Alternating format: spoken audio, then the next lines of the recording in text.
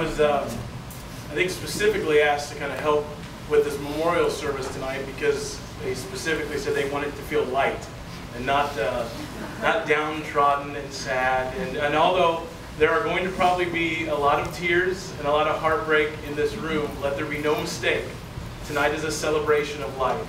It's a celebration for Gayle Niggemann and the life and the impact that she has made on countless people. And so we are going to do our best to kind of make this brief, because I know there are so many people that are still wanting to kind of filter in and pay their condolences to the family.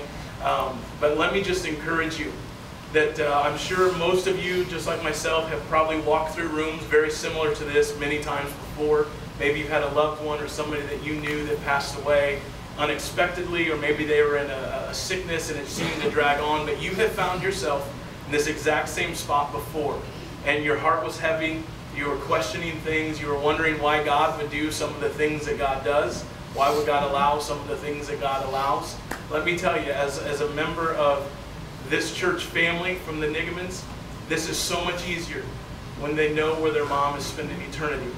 And that is in the presence of God. And even though we cry and we weep and we have difficulty, she's jumping and she's dancing and on. So I came up with this really great thing called the timeline of man.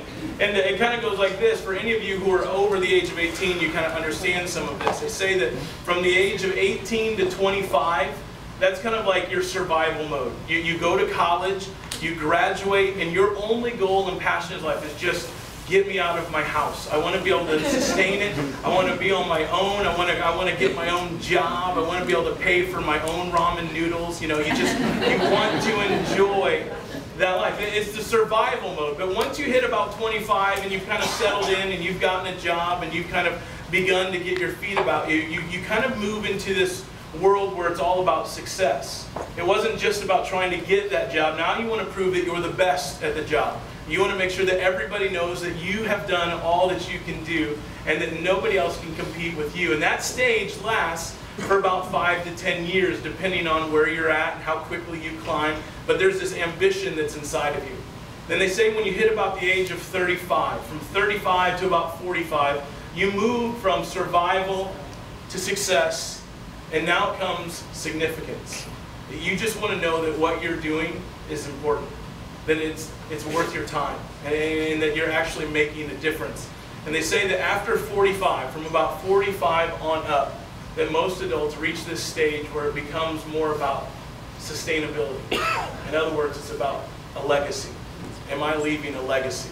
Am I doing something that when I pass away, that when I'm gone, there's a room full of people? Do they remember the life that I led? Do they remember the impact that I've had? And if you would look around this room and you see what I see, or you've stood up here and you've greeted literally hundreds and hundreds and hundreds of people today, you would see that there is no better word that defines Gayle Niggemann than legacy. She has left a tremendous legacy. And we are so proud to be able to know her and to call her friend and to be a part of the life of Gayle Niggemann. And tonight we want to celebrate that. If you are here as a member of the friendship that Gayle has had with you, you understand that she has left a mark on your life, and you will never be the same because of her life. Maybe you're a part of the community and you kind of seen Gayle in action. Maybe you're at the football game on Friday night where everybody was completely silent in honor of Gayle. And I sat with Katie last night and she said, it's pretty impressive when you can get a group of high school students to completely shut up. You know you're a pretty special person. Maybe you're part of her family and you fully understand the legacy that your mom has left. And your life will never be the same without all that she's invested in you. That's what we're going to talk about briefly. And the stories that you're going to hear from the families tonight is all about legacy, about how someone has impacted their life. And from this point on, and from those points before, they will never be the same because of the life of Gayle. So I want to invite Doug to come up, and Doug's going to share. All right. I'm not going to share any of my stories because I don't think I can, but I'm going to read something that one of her best friends, Cindy Block, wrote about their friendship. To my dearest friend, small towns were our roots, and fate brought us all together in a small town. We met and became pals, secret pals actually, which I've seen many of them here. As that was the start, I never imagined picking a name from a hat which would so richly change my life. We laughed, cried, got pissed, gotten over it, and loved each other and those so near and dear to each of us for over 14 years.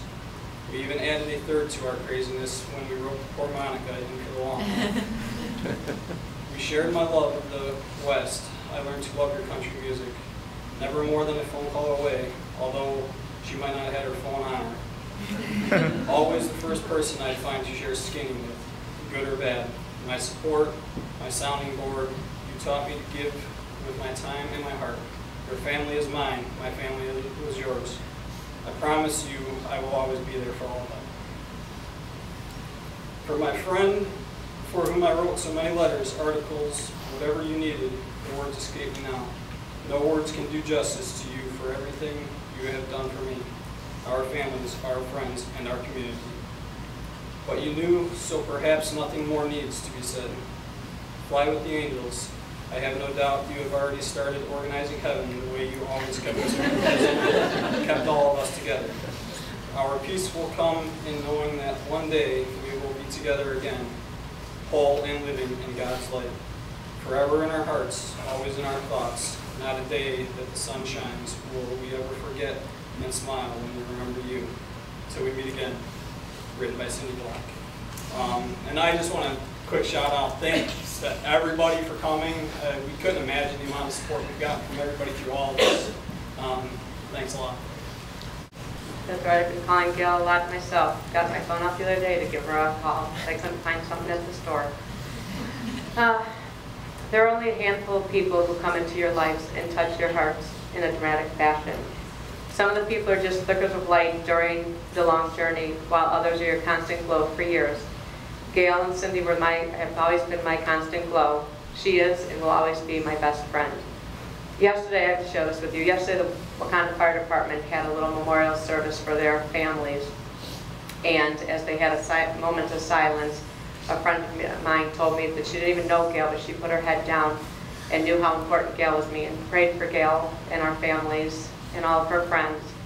And when she lifted her head up, there was a beautiful butterfly flying over the bunting that was hung in Gayle's honor.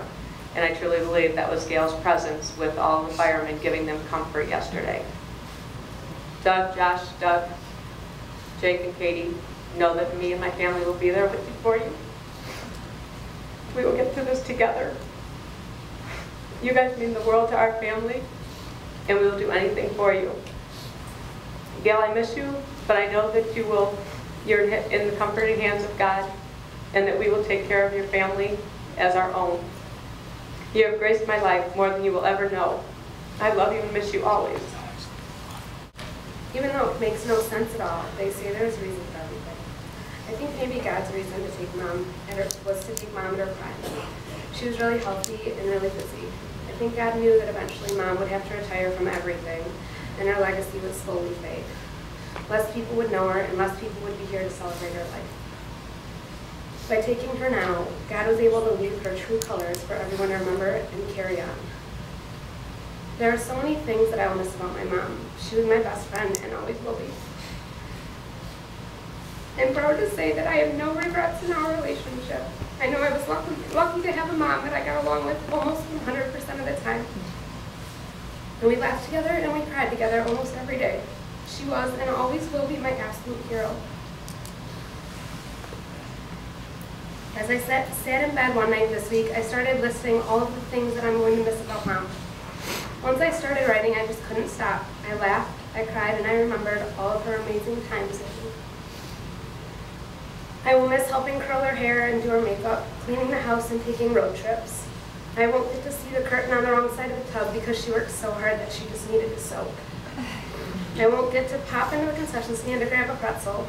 Really, I just did that because I knew I wouldn't see her until later that night. We won't be able to fight with idiots at concerts. Or complain about the boys. And driving on the beach won't be the same with anyone else.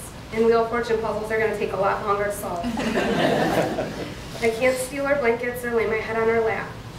Every day of my life I'm going to miss her. I know she'll be here, but it won't be the same. Thank you, Mom, for being a role model to all of us kids and all of the community. You stood up for what you believed in and loved with all you had. You were always our angel on earth, and now we know that you're our angel in heaven. We all love you and miss you. Thank everyone for being here, just to celebrate Mom's life with us. I know we want it to be a celebration, and we know that's what it is. We know how much she meant, obviously, to our family and friends and community.